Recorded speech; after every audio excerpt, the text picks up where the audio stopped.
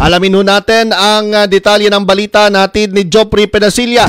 Kaugnay ho sa National Youth Day 2025 Translasyon Procession dyan ho sa lungsod ng Naga na ginanap kahapon. Ang detalye ng balita, Joffrey Penasilla. Bicol Headlines ngayon. Yes, good morning JC.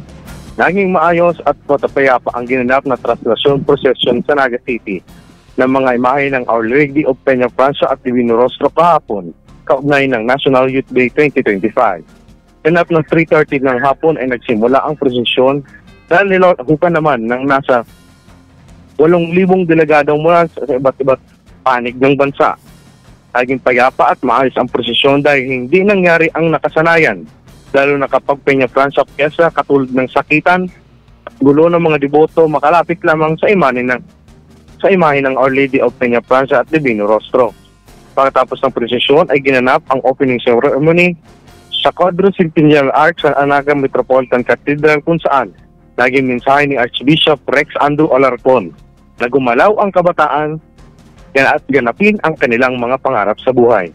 Para sa 96.7 Rinconada News FM, Joffrey Penasilla, nagbabalita na tapat, naglilingkod ng sapat. Maraming salamat sa iyong karagdagang balita, Joffrey Penasilla, mula ho sa lungsod ng Naga. Bicol Headlines ngayon.